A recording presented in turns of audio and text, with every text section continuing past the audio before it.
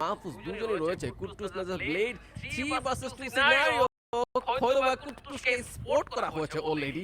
Mahfuz and প্রান্ত জানে Mahfuz and প্রান্ত একটু ডিস্টেন্স মেইনটেইন করে রয়েছে, সাথে ওদেরকে মেহেদি হয়তোবা হেল্প করবে। সেখানে আজকে দিনে আমরা আলিফকে মিস করছি, আলিফ খেলছে না এখানে। আর যদি জিনিসটা হিসাব করি তাহলে এটা মনে হচ্ছে এখনো কোনো টিম এঙ্গেজমেন্টে যাচ্ছে না। মনে হয় তারা হচ্ছে একটু সময় নিচ্ছে। প্রত্যেকটা টিমের হয়তোবা মনে এখন ভয় কাজ করছে, ফার্স্ট রাউন্ড কোনোভাবেই লুজ করা যাবে না। খুব ইম্পর্টেন্ট একটা জিনিস সবাইকে মাথায় রাখা লাগবে ক্রিসিস স্কোয়ারের ক্ষেত্রে। ফার্স্ট রাউন্ড যেই টিম হচ্ছে গিয়ে নিয়ে ফেলবে তাদের কাছে টোকেন বা কয়েনের পরিমাণটা বেশি থাকবে, এবং সেকেন্ড রাউন্ডে সে কয়েন কেনার সামর্থ্যগুলো অর্জন করবে, ইউজ করবে গান স্পেসিফিকভাবে বেস্ট গানগুলো চুজ করার ক্ষেত্রে। সো অবভিয়াসলি ফার্স্ট রাউন্ড যেটা খুবই গুরুত্বপূর্ণ, খুবই জরুরি।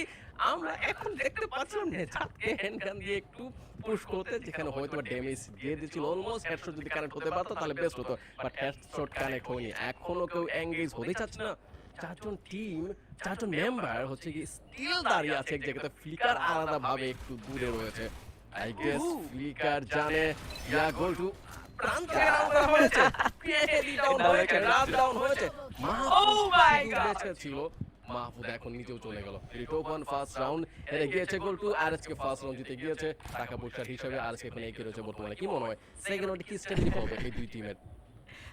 বেশ টাফ একটা ফাইট এঙ্গেজ হলো রেড হকস, আর যেখান থেকে আসলে আমরা দেখছিলাম কুটুসের অ্যাগ্রেশন লিগাল লং ডিসটেন্স থেকে ডিসিশনটা বেশ ভালো নিয়েছে, বাট কুটুস একটা অন্য ফর্ম আসলে ক্রিয়েট করেছে এখানে। মাহফুজ তো হার্ডকোর ট্রাই করেছিল, বাট চোখের সামনেই যেন পুরো টিমটাকে আমরা নিঃস্ব হতে দেখলাম। বাট এইবার এখনো প্রথম রাউন্ড অনুষ্ঠিত হচ্ছে। আমার মনে হয় প্রথম রাউন্ডে গানের কম্বিনেশনে খানিকটা পিছিয়ে থাকতে হয় প্লেয়ারদের। অনেকটা সময় আমরা হ্যান্ড গানে দেখি বেশ কিছু প্লেয়াররা খুব একটা ভালো পারফরমেন্স দেখাতে পারে না। তবে বাংলাদেশ টপ 1 প্রমাণ করার সুযোগ পাবে। পরবর্তী রাউন্ড কিন্তু শুরু হয়ে গেছে, সেকেন্ড রাউন্ডে রয়েছে red Hawks versus Bangladesh top 1। থাকবেন আরো একবার মুখোমুখি, যেখানে ব্লেডকে এবার স্প্লিট করে খানিকটা আলাদা করেছেন। এবং যদি আমরা কম্পাউন্ডের কথা বলতে চাই, সেখানে দুটো প্লেয়ার কুটুস নিজেকে বের করে আনতে, তবে সামনে থাকা টিম বাংলাদেশ টপ 1 এর প্রথম চার্জটা করেছে কুটুস, আর একটা সুয়েবল চার্জ, আর একটা আমার মনে হয় যে বাংলাদেশ টপ 1 কে বিচ্ছিন্ন করার একটা চেষ্টা স্প্লিট করতে পারলে একে একে প্লেয়ারদের উপর ঝাঁপিয়ে পড়তে পারে। এই স্ট্র্যাটেজি কি অ্যাপ্লাই করছে কিনা Red Hawks? I have no idea, হয়তো সেটা হতেও পারে। বাট যেটা জিনিসটা ফার্স্ট রাউন্ড থেকে এই রাউন্ডে ফিল হচ্ছে, আমার কোনো টিমই হচ্ছে এগ্রেসিভ হতে চাচ্ছে না। ধীরে সুস্থে খেলার হচ্ছে একটা টেন্ডেন্সি প্রত্যেকটা টিমের মধ্যে রয়েছে, প্রত্যেকটা প্লেয়ারের মধ্যে রয়েছে। ফ্লিকার বলো, তাদের স্নাইপার প্লেয়ার হিসেবে হচ্ছে একটু আলাদা ডিস্টেন্স মেনটেন করেছে। যেখানে রাতকে দেখতে পাচ্ছি ওর টিম থেকে ও নিজে একটু আলাদা ডিস্টেন্স মেনটেন করেছে। এন্ড 3v3 সিনারিও এন্ড 1-1 রয়েছে হচ্ছে হেড টু হেড ফাইটের জন্য, বা ব্যাকআপ প্লেয়ার হিসেবে রয়েছে রাত এবং ফ্লিকার দুই টিমের মধ্যেই। অবভিয়াসলি এটা সুন্দর একটা স্ট্র্যাটেজি, বাট কতটা কার্যকর হয়তো বা দুই টিমের মধ্যে যদি একটা টিম রাশ করতে, তবে হয়তো সেটা একটা আন্দাজ আমরা পেতে পারতাম। বাট নেজাত ফ্লিকার দুইজন একসাথে ডাউন, মেহেদি নিজেও ডাউন। 2v3 সিচুয়েশন হয়তো বা এখন 2v2 হয়ে গেছে। What is going on? Oh wow, Blade hardcore একটা ট্রাই করছে, দুটো প্লেয়ার উপরে পেশেন্ট রেডি করে hand goodbye. What did you class Blade? Blade Hawks তার জায়গা থেকে এবার একটা হিরের টুকরা বেছে নিয়েছে, এবং ইয়াসা সেই হিরের টুকরাকে ওই মাই ব্লেড একা তিনটি প্লেয়ারকে ধসিয়ে নিজের জায়গাটা আরো বেশি স্ট্রং করে দিয়েছে। এটা গুড সাইন। ব্লেড হকস তাদের জায়গা থেকে যেমন কনসিস্টেন্সি করে রেখেছে, প্রত্যেকটা প্লেয়ার ইন্ডিভিজুয়াল তাদের পারফরম্যান্স দেখাচ্ছে ভেরি সুন্দর, এবং নেজাত এন্ড ফ্লিকারকে ডাউন দেওয়া হয়েছিল। মেহেদি এই কন্ট্রিবিউশনটা ভালো দেখিয়েছিল। তারপর আফটার অল ব্লেডে একে একে তাদের উপরে ক্ষিপ্ত হওয়া এবং প্রান্ত মাহফুজকে টার্গেট করে তাদেরকে ডমিনেট করা, এই রাউন্ডটা খুব ইজিলি রেড হকস উপহার দিয়েছে। আমার মনে হয় পরবর্তী রাউন্ডে এই বদলা তো নিতে চাইবেই বাংলাদেশ টপ 1, তবে ওয়েট করছি আমরা, কারণ এই মুহূর্তে রয়েছে আমরা ফ্যাক্টরিতে।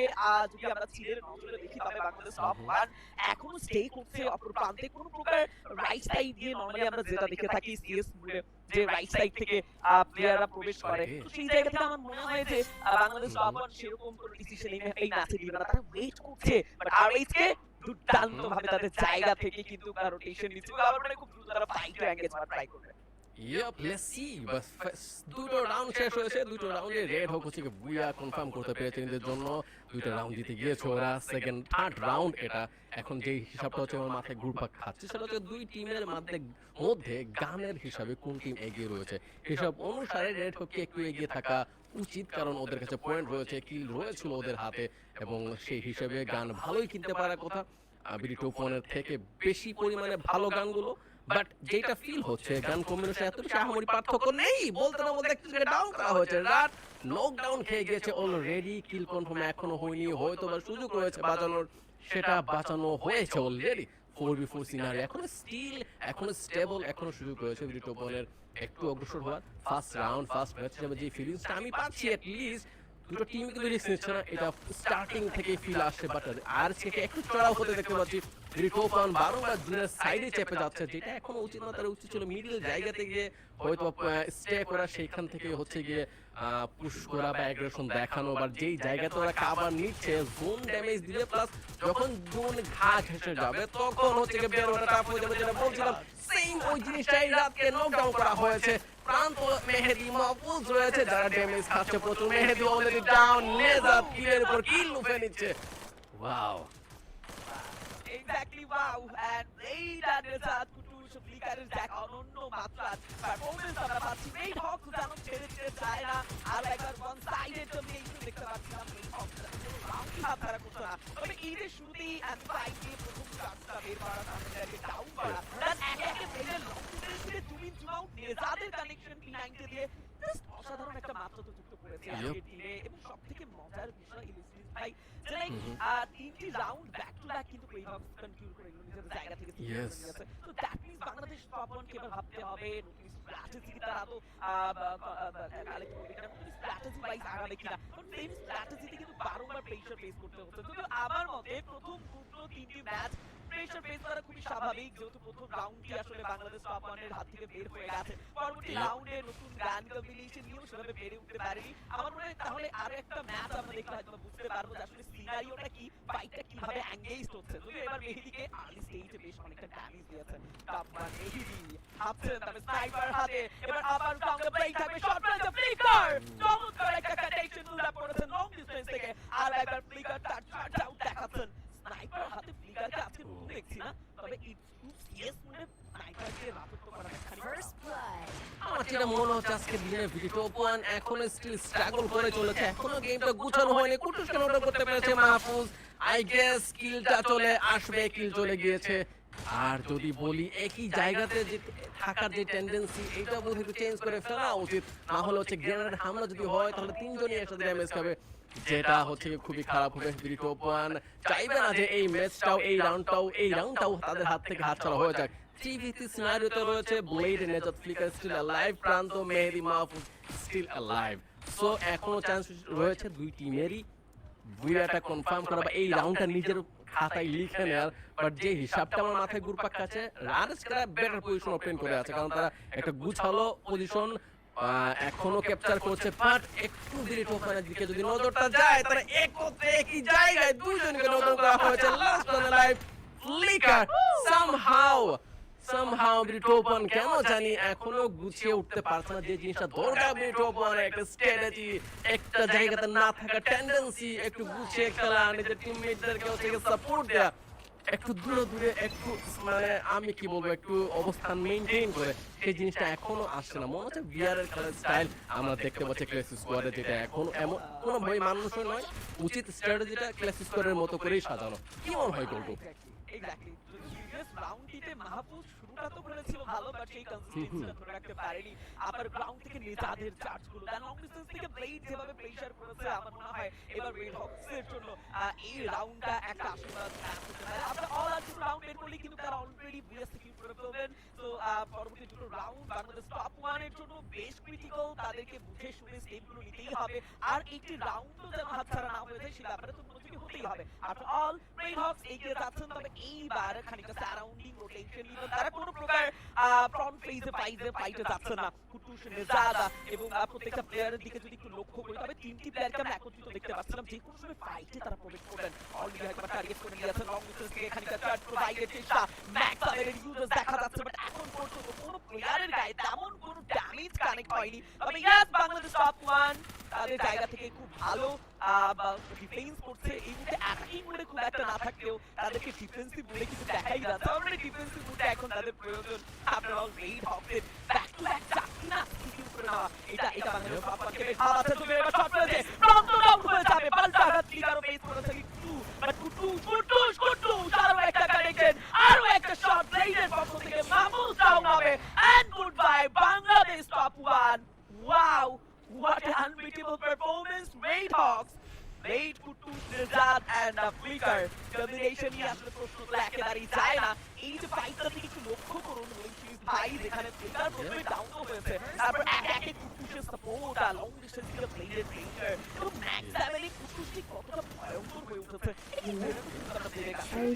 আপনারা সবকিছু মিলিয়ে আমার মনে হচ্ছে এই লাস্ট রাউন্ড চাইবে না বাংলাদেশ সফরের কাছে দিতে একটা নাল বিদায় জানাতে চাইবে প্রথম ম্যাচে বাংলাদেশ সফরকে আমরা চাইবে কিনা সেটাই এখন দেখার বিষয় এন্ড গান কম্বিনেশন বারবার আমার ফিল হচ্ছে কেন জানি গান কম্বিনেশন এখনো ভিডিও ওপেন পিছিয়ে রয়েছে যে গানগুলো চুজ করা হচ্ছে সেগুলো ক্লোজ রেঞ্জের ফাইটের জন্য তাদের হিসাবে এত বেশি সুবিধাজনক হয়ে উঠছে না হয়তো বা গান কম্বিনেশন একটু চেঞ্জ করে দেখা উচিত ম্যাক্স সেভেনের ব্যবহারটাকে একটু ট্রাই দেওয়া উচিত আই হ্যাভ নো আইডিয়া তো কি হচ্ছে না হচ্ছে ম্যাক্স সেভেন এখন স্কিল দেখতে পাচ্ছি কুটুর সাথে ম্যাক্স সেভেন হাতি বারংবার কিন্তু ড্যামেজ খাচ্ছে ভিডিও ওপেন তারপর হচ্ছে গান কম্বিনেশন এই সবটা মাথায় ঢুকছে না এখনো আমার স্কিল মনে হচ্ছে কেন জানি এবারও রাউন্ডটা বোধহয় হাতছাড়া হয়ে যাবে তিনজন অলরেডি নক করা হয়েছে Mahfuz is already gone somehow video open চান্সই পায়নি খেলার বলতে গেলে একদমই চান্স ছিল না তাদের রানসকে দিয়ে স্টার্টিং করেছে মনে হলো তারা শুরু করলো এবং খাতায় সাইন ইন করে চলে গেল ম্যাচ শেষে কোনো প্রকার ঝামেলা ছাড়াই what a match কুটুসা আর একবার ফ্যান হতে বাধ্য করবে অডিয়েন্সকে এবং লাইক এটা একতরফা ম্যাচ তো বলা যেতেই পারে ওয়ান সাইডেড ডমিনেশন এবং লাইক একটা ব্যাপার যেটা আসলে বারংবার চোখে পড়ছিল কুটুসা অ্যাগ্রেশন ফার্স্ট ম্যাচে ম্যাক্স সেভেন হাতে বারংবার চড়াও হওয়া বাংলাদেশ টপ ওয়ানের উপরে বাংলাদেশ টপ ওয়ানের চারটি প্লেয়ারই জানো খানিকটা দিশাহারা হয়ে গিয়েছিল তারা আসলে এন্ট্রিটা নেবে তো কোথা থেকে এবং সবথেকে মজার বিষয় যে রেড হকসকে এই ম্যাচটিতে একেবারে ডিফেন্সিভ মুডে আমরা যেতেই দেখিনি প্রত্যেকটা ম্যাচ প্রত্যেকটা রাউন্ডে যেমন তাদের জন্য অ্যাটাকিং রাউন্ড ছিল তারা অ্যাটাক করে গিয়েছে কোনো প্রকার ডিফেন্সিভ মুডে তারা ছিলই না বাট অন্যদিকে বাংলাদেশ টপ ওয়ানের গল্পটা একেবারেই ভিন্ন ছিল তারা অ্যাটাকিং মুডে যাওয়ার সেরকম কোনো সুযোগই পায়নি একে একে একটি একটি করে প্লেয়ার লুট করতে করতে রাউন্ডগুলো হাতছাড়া করতে করতে অ্যাট লাস্ট প্রথম ম্যাচটি রেড হকসের হাতে তুলে দিয়েছে তবে আমার মনে হয় যেহেতু আজকের দিনে তিনটে ম্যাচ প্রত্যেকটা টিম পাবে খেলার লাইক প্রথম তিনটি ম্যাচ শেষেই কিন্তু আমরা ডিসাইড করবো যে কারা আসলে চ্যাম্পিয়ন হচ্ছে প্রথম রাউন্ডে রাইট তো আমার মনে হয় এখনো দুটো ম্যাচ রয়েছে that is Kalahari and extra তো কালাহারি ম্যাপের মধ্যে আদৌ কি হবে জানি না বাট আমার মনে হচ্ছে বাংলাদেশ টপ ওয়ানকে খানিকটা হলেও স্ট্র্যাটেজিতে পরিবর্তন আনতে হবে অন্তত এই স্ট্র্যাটেজিতে পরবর্তী ম্যাচও পেরে ওঠাটা একটু মুশকিল হবে আর গানের ক্ষেত্রে একটু চিন্তা ভাবনা করে চুজ করা উচিত যেহেতু সবগুলো ফাইটিং ক্লোজ হচ্ছে আমি বেশিরভাগ ক্ষেত্রে খেয়াল করেছিলাম স্টার্টিং এর রাউন্ডগুলো শেষের রাউন্ডগুলোর দিকে এত বেশি ঝামেলা ছিল না শেষের রাউন্ডের দিকে ভালোই গান ছিল বাট স্টার্টিং এর P90টা হচ্ছে মেজরলি ফোকাস করা হচ্ছিল ভিডিও ওপেনের সাইড থেকে যেটা আমার মনে হয় একটু অসুবিধা দিয়েছে তাদেরকে অ্যাডভান্টেজ যেখানে দেওয়ার কথা ছিল অ্যাডভান্টেজ পায়নি ভিডিও ওপেন সামহাও আমার মনে হয় ওইখানে শর্ট গানের ইউজটা করা উচিত যদি শর্ট গান কিনা কি না থাকে তাহলে টিমমেটদেরকে শেয়ার করা উচিত কি কোয়েন শেয়ার করে তাদের রাশার যারা আছে তাদের হাতে হচ্ছে শর্ট গানটা তুলে দেওয়া উচিত দুজন রাশারের হাতে তাহলে মেইনলি হয়তো আমার মনে হয় হচ্ছে একটু অ্যাডভান্টেজে থাকতো ভিডিও ওপেন সবার জন্য সিমিলার গান চুজ করার কোনো প্রয়োজন নেই সেখানে রাশারদেরকে হচ্ছে কি বেস্ট গান দিয়ে দিল বাকিরা হচ্ছে কি একটু কম পাওয়ারফুল গান বা কম দামে যে গানগুলো কিনে যাচ্ছে সেগুলো কিনে রাখা উচিত